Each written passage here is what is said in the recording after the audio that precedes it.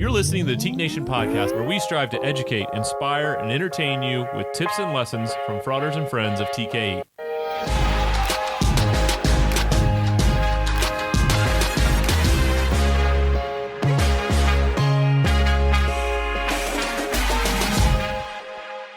Welcome in, Teak Nation listeners. We are thrilled to have you on this episode of the podcast. In this episode, we are going directly to our interview with Frater Andrew Hughes, who is actively climbing Mount Everest. We are thrilled to have him as a guest and hope that you enjoy this edition of the Teak Nation podcast. All right, we are thrilled, very, very, very excited now to welcome in our first guest of the Teak Nation podcast that is outside of the United States of America, outside of North America, actually. It is Andrew Hughes. He is at base camp at Mount Everest right now, speaking with us. It is 9 hours and 45 minutes time difference, which really threw me off. Is there a particular reason for the 45-minute interval there that you're aware of? No, Right. it causes me complications all the time, actually. So I think Nepal is just being unique and individual. But yeah, it's definitely hard to keep in touch with family back home with that. Well, we made this work, which is a good step, I think. So Andrew is a member of the fraternity from the Chi chapter, University of Washington, and really has spent most of his adult life climbing mountains. Has achieved 6 of the 7 summits, which are the highest peaks on each continent.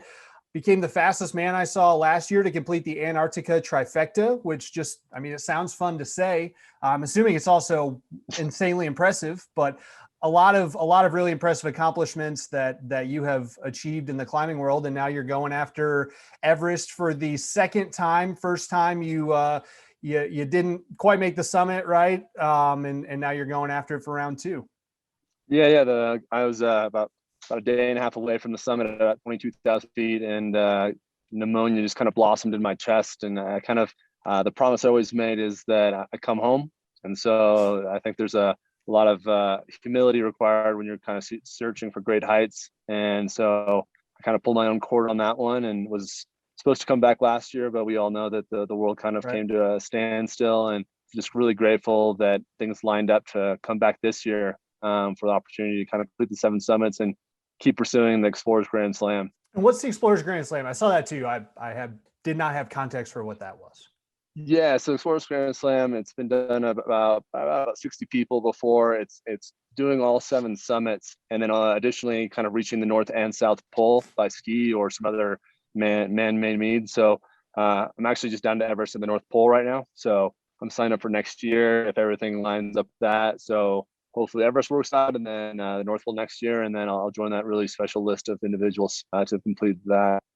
Well, my first big question to you, and this we could probably spend the entire interview on this, but I myself, nor I'm guessing most of our listeners, have ever scaled a mountain of any sort, much less the tallest mountain on each continent. What is the physical, and not just physical, the mental preparation like to put yourself in the right mindset, in the right physical shape to achieve these tasks? I shouldn't even call them tasks, feats. I think that I was told early on, when you show up kind of at base camp of a mountain, any physical training you've done is the most you'll ever be able to do. The mental and the emotional aspect is what you can always work on. And climbing mountains is more mental than anything else. A lot of people that climb mountains show up thinking that they can just conquer these things, but really you have to have an incredible amount of patience. You really have to relinquish your grip and control because there's so much that's out of your control when you climb. But climbing a mountain like Everest takes kind of years of training, and not just training physically. Like physically, the training never really ends, but it's more about kind of creating systems for yourself that you can take care of yourself and take care of your teammates, and make sure that when you show up that you are a strong and contributing member of your team, just like in the fraternity as well. Like you want to be somebody who contributes and doesn't kind of deter or take away from the group. I'm curious, Andrew, when it comes to getting into mountain climbing itself, how did that start for you? Was it a curiosity? Did you have people in your family who were involved, or friends? How did that connection even start? And if you can from there expound upon, how do you get into a place where you start traveling around and climbing mountains, I'm sure you can't just fly in and start climbing up a mountain. So what's even the Yeah. logistics around that process? Yeah, it actually links back to the fraternity. I mean, I grew up in the Northwest, and so Mount Rainier was always on my horizon. It's just something that's special and iconic for people to live in the Pacific Northwest. Always wanted to climb it, but it was actually my fellow pledge brother and Preakness actually at the half of the time had like climbed Rainier the season before. I'd always wanted to do it, and I was graduating, and he gave me all this information, and it just sat on it for a while, but it kind of just planted that seed that eventually took root, and couldn't find anybody to do it with me. So I just signed up on myself, and I never really had my family's relatively risk averse, and I'm always about mitigating risk. But like at the end of the day, the mountain just called me, as I say, and it wasn't just the climbing itself, but it was the community that I found there. It was the preparation. I think for most people, I mean, where we live kind of limits sometimes what we can do, but on our team here, there's people from Chicago, and there's not a lot of mountains in Chicago. But if you really want to climb, I think you just pick something that's like as close as can be, and just train for it, and find whether you like that structure, whether you like that. And I think it's more important than anything else. It's not about the mountains, but it's just about being in the outdoors. I love big mountains, but more than anything else, I just the natural world. So everybody can do that, and they can find ways to do that in their backyards or the local parks. And yeah, I mean, at the end of the day, I think the traveling aspect, it was just once I fell in love with it, it was something that I found I had a window of opportunity to kind of really pour myself into it. And I think I just saw that I knew that life, as it usually happens, presents other things that kind of maybe will limit my time frame. So I just concentrated about half a year every year to just climbing and traveling, doing more than just the 7 summits. I've climbed on all 7 continents now in the last 4.5, 5 years. And hopefully we'll continue to do that. Maybe not to the extent 2 months away from home, family, friends is a long time, but it's definitely going to be something that's always going to be a part of my life. What type of financial investment has that been for you? Yeah, I mean, you have to prioritize. I started off doing the cheaper climbs and expeditions, but I definitely kind of restructured my life to create a way where there was passive streams of income as much as possible, created ways that I could manage work, kind of like this, being all the way in Nepal at Everest Base Camp and still being able to kind of like work remotely on different projects. And the fascinating thing is that actually, the more I kind of put my heart in and my passion into this path, the more business and other opportunities kind of present themselves. I just started a new company about a month before I left that's going to deal with like parts of the kind of outdoor gear world that haven't really been addressed, that I've seen and like dealt with over the years. And so it's just I think really at the end of the day, when you follow your heart and your passions and you really kind of pour yourself into them, sometimes like new opportunities you never even saw for yourself present themselves. And I'm excited actually to get home and just kind of keep on building on those things. On the logistical end that Donnie touched on a little bit, just in the little bit we've been going back and forth, you're talking about going out for a rotation, coming back to base camp, and then going back out for a second rotation, and then going to the. It's not like Donnie mentioned, you don't just show up and stand at the base and look up at the top and all right, here we go, right? So what's that process of how long it takes from start to finish to get from the base to the summit, and all the different ways that you work in a team and work together to make that happen? Totally. Yeah. I mean, so the overall kind of Everest expedition or an 8,000 meter peak is usually about 60 days, about 2 months. And it's because, for instance, right now we're living at 17,500 feet, which is about 3,000 feet higher than any mountain in the continental United States. And nothing heals here. Nothing. You get the Kumbu cough or anything else, it doesn't go away. And so the acclimation process is why it takes so long to climb this mountain. The human body is not meant to live at this altitude. So the trek in actually is part of that. We kind of climb. The ideal goal in mountaineering is you climb high and you sleep low. And so what we do is try to slowly acclimate our bodies as naturally as possible during the trek in, starting essentially at Kathmandu, which is more or less sea level, and then arriving at base camp at 17.5. The rotations, different teams and different people have different goals, but the general format is The first rotation gets you up to about 21,500 feet, which is a big spike. And then you come back down to base camp, 4,000 feet lower, let your body recover for a few days. And then our second rotation go all the way up to about 24,000 feet. And we'll just tap that and go back down to base camp again. It's about a 4-day rotation. And that's another huge spike in our body, making it acclimate and kind of like work really hard, then drop back down again. And then between our second and third rotations, we actually do a drop back, use sometimes up to about 5,000 feet, 6,000 feet to a lower village. And that'll give us our bodies a chance to really like heal itself, which is impossible to do at this altitude. Nothing like if, like most of us right now have this kumu cough from the cold air and the high altitude.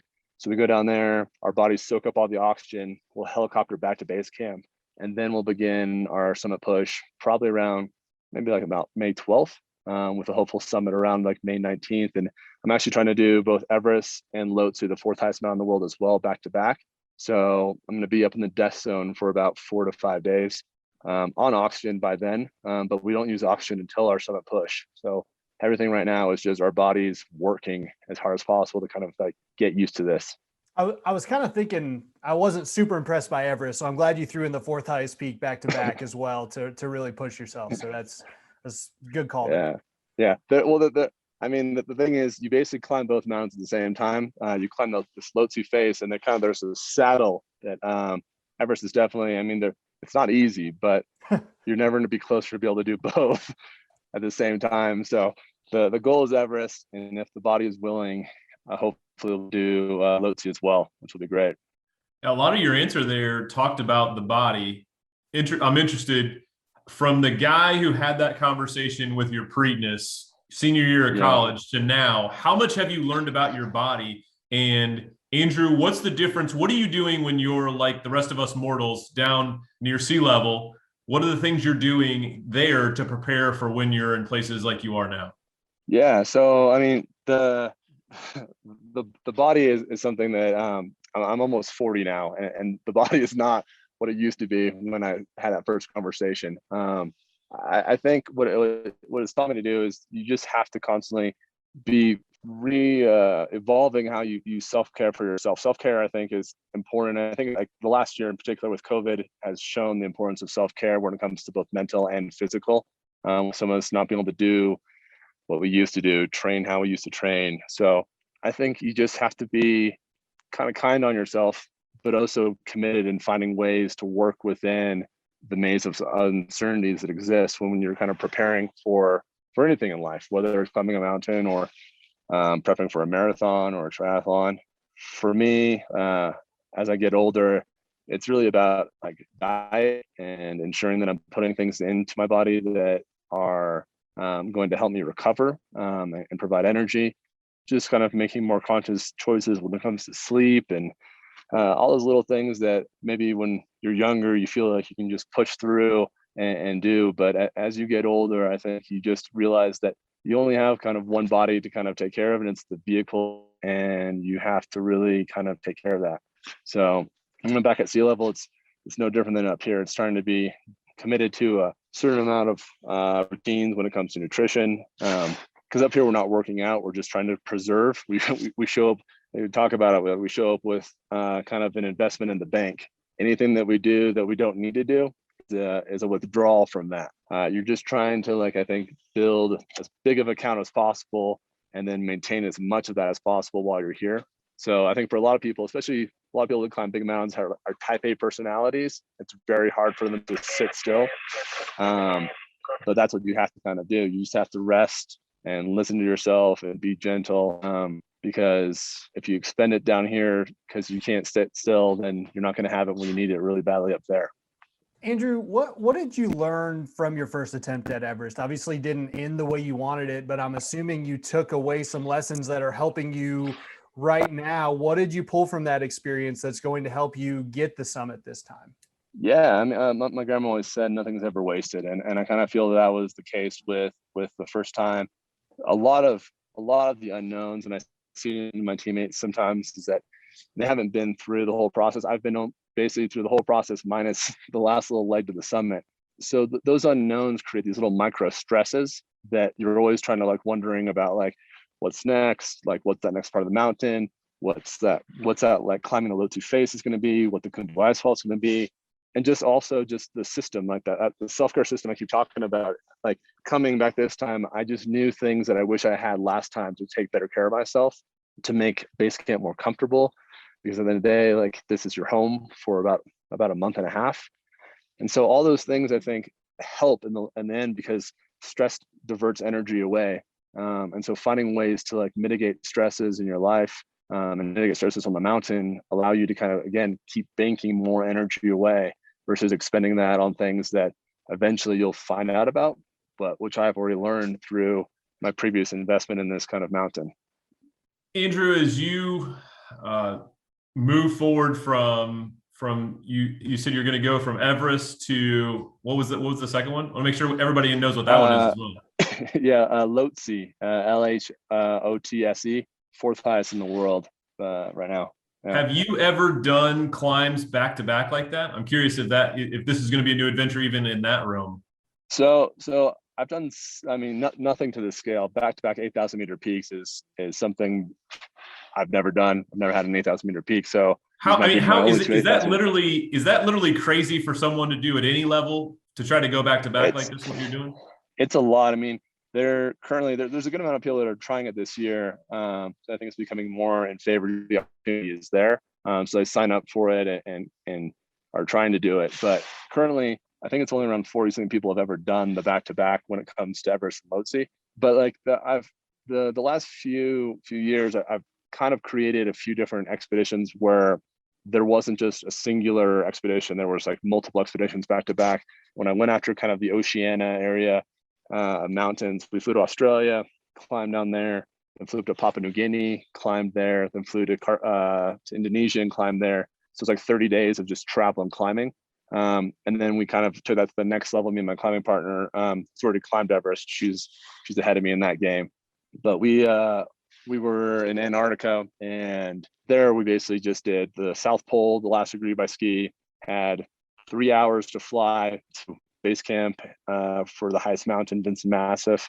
And then we got back from that. We had one night and then flew out to the highest volcano in Antarctica, which is called Mount Sidley, which had only been climbed, I think, less than 50 times when we got there. So like I was like number 51 to ever climb this mountain. It's like one of the most remote mountains in the world. But that was like one of those things where it was back to back, and I got trench foot, frostbite, hypothermia. Like Antarctica was relentless on me during that whole time. But that was one of those ones where just like you're constantly mentally and emotionally having to like bring yourself back to that place of being focused on what you're there for, and at the same time being like present at what you're trying to achieve at that moment. Because if you get too far ahead of yourself in the mountains or in an expedition, you generally can kind of lose your route. But this is definitely going to be, I think, the hardest. Altitude is the great equalizer of all things. It makes the most trained person feel like they're the most out of shape in the world. Well, you mentioned earlier how COVID has affected obviously many things and many people around the world. For you, did the last year in COVID, did that elevate the goals and the things that you wanted to achieve during that time of reflection? Or was it simply just, you talked about being an A personality where you already had these goals, you just became more determined of, I'm going to find a way to make this happen as soon as I can get back out there and start climbing again? Yeah, I think it's weird to say, but I think the last year was a true gift, actually. I had been going so fast with so many mountains that sometimes you don't have the time to assess the meaningfulness of the mountains themselves, and also what is life after the mountains. And when the mountains are taken away from you, that gives you that space all of a sudden to kind of think about, like, why is it you climb? What will life look like when you don't climb the same way you do?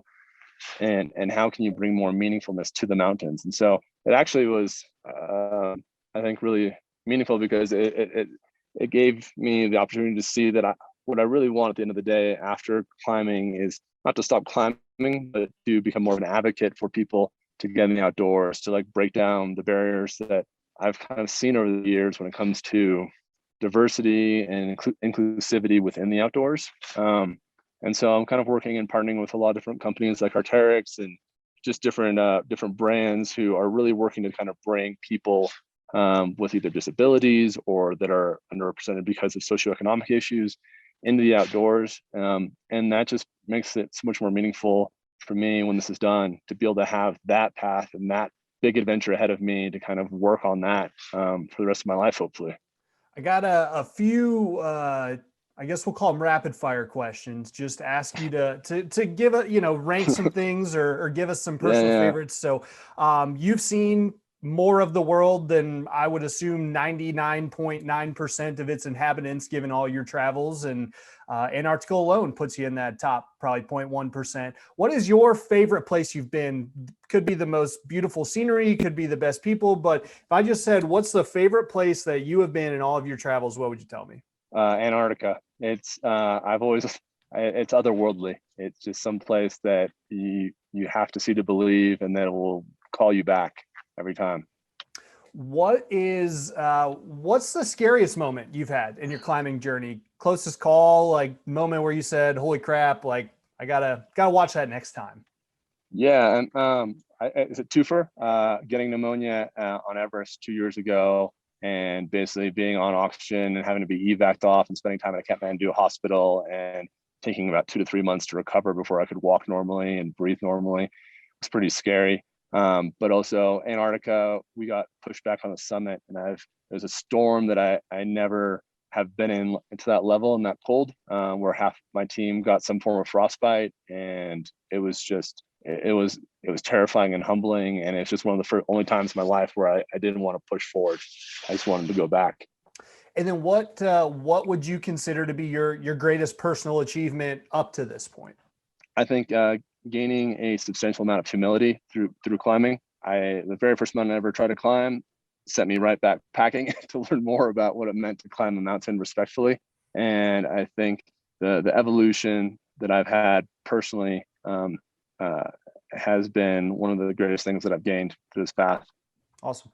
Andrew, listening for the last 30 minutes for me, beyond it being a phenomenal gift, I would say it feels spiritual. The thing that I gain as you talk about the mountains and you talk about the experiences, it feels spiritual. Can you tap into that or talk about that? Because obviously it's humbling to think about how you can brush with death, and whether you're a spiritual person or not doesn't really matter. It seems like you're having a spiritual experience whenever you're climbing the mountains. I totally, yeah. I mean, I've really viewed the mountains for me have been about communion, not about conquering. And there's a unification that takes place on the mountains because the mountains force you to be so like omnipresent in that one moment that your mind, your body, your spirit, they all come together because they have to. And there's just this connection when you're in these amazing places that truly does feel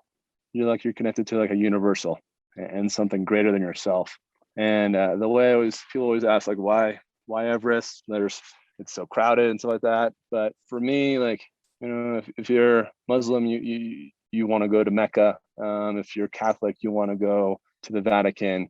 I want to pay respect to the highest one in the mountain world. And so I'm here to commune and experience that. And just like people go to church every Sunday, like I need to go to the outdoors as often as possible to hear the sermon and to have that connection. And so it really has become something that it's not about taking something on, it's about becoming a part of something. What goes through your mind when you reach a summit? You've spent all this time working toward a goal. I'm sure you don't spend a ton of time up there for obvious reasons that you've already mentioned, but yeah. What is it that's racing through your mind when you reach a summit and you finally hit that pinnacle of what you've been working toward? Yeah, I mean, it's oftentimes for me, you see reflected in the eyes of those you're with, the accomplishment, because I'm a big believer that summits are arrived at by yourself. Everybody that helped you in some way prior to that, who supported you and loved you, prayed for you, sent positive thoughts, they're all part of that final step on that summit. And so when you get there, I mean, I never understood why pro athletes cry when they win big championships until I started getting on summits. And I'm a huge crier. Like I get up there and it's a release. And I understand it now. It's a release and just a huge sense of gratitude, because at the end of the day, the mountain provides you the opportunity and the invitation to go up there. And if your body is willing, you get that gift. And then you have to do the real work because most, like 85% of injuries happen on the descent. So it's also realizing that like the summit in life is usually only half the work. And not even the most important work, because the most important work is actually getting back home to the people that you love. So it's a beautiful marker on an expedition, and a beautiful moment. And then you got to kind of work back to get to that other beautiful moment when you get to hug the ones you love. What's a message, Andrew, that you have for Teak Nation? I know that obviously you had a great collegiate experience and been involved here and there and been profiled in our magazine and now on the podcast. But with this platform, and Lord knows how many opportunities we're going to have to talk to somebody who's at 17,000 feet, speaking to Teak Nation. Just curious what you want to share with our listeners, any messages?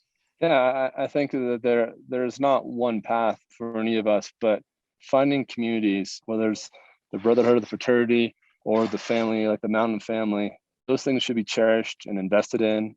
They are things that even when you are standing by yourself on a mountain are with you. And what you invest leading up to that will always, it's banked away in your heart and your spirit and help you kind of reach those dreams that you want. Last question then. Obviously, next on your plate is to get the summit of Everest, but what's next after that? Do you have your next adventure already planned out, plotted out, or are you just working through this one and then we'll figure it out from there? Yeah, I have a few things in the works. A couple new world records I'm going to try down in the Atacama Plateau. There's the highest lakes in the world. I've already climbed down there before. The highest volcanoes down there, but they have a few of the highest bodies of water, and so I'm going to try to set a new world record for the highest kayak and the highest stand-up paddleboard. I'm basically going to pack them up on these high mountains and like go up to these lakes and try to get up there and set a couple new world records. It's definitely COVID dependent right now, but ideally maybe January of next year, before the North Pole in late March 2022. It is fascinating, remarkable, impressive. Can't think of enough adjectives to describe what you're doing and what you plan to do and what you've done already. So I'm honored to get to speak with you while you're on your journey. For those listening, can follow Andrew on Instagram. You're tracking your journey there. Can also track on your website, right? AndrewIHughes.com. Yeah. I'm doing most of the Instagram stuff right now, just because it's right now that's the most internet friendly one for some reason. Okay. But yeah, we're doing updates across the board. And if you do go to my website, it has a bunch of other tracking stuff when it comes to my Garmin, which basically will be tracking me all the way to the summit and kind of shows you real time where I'm at. You can actually even send questions via that. So yeah, lots of different ways to kind of track and stay in touch. Excellent. Well, again, can't thank you enough for your time, for taking a half hour talking with us. Wish you the absolute best of luck. We'll be following along at home, and hopefully we can chat again sometime in the next 6 months between your Absolutely. world records and all your feats and fastest and highest. And we'll have to chat again soon.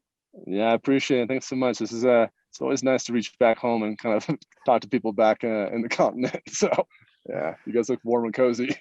Well, don't want to brag, but it is 55 degrees here in Indiana today. So yeah, living sounds large. real nice. Yeah, that sounds great. Well, thank you guys. Appreciate Thanks, it. Thanks, Andrew. Appreciate you. Thanks a lot, Andrew. All right. Take care, guys. You too. Stay safe.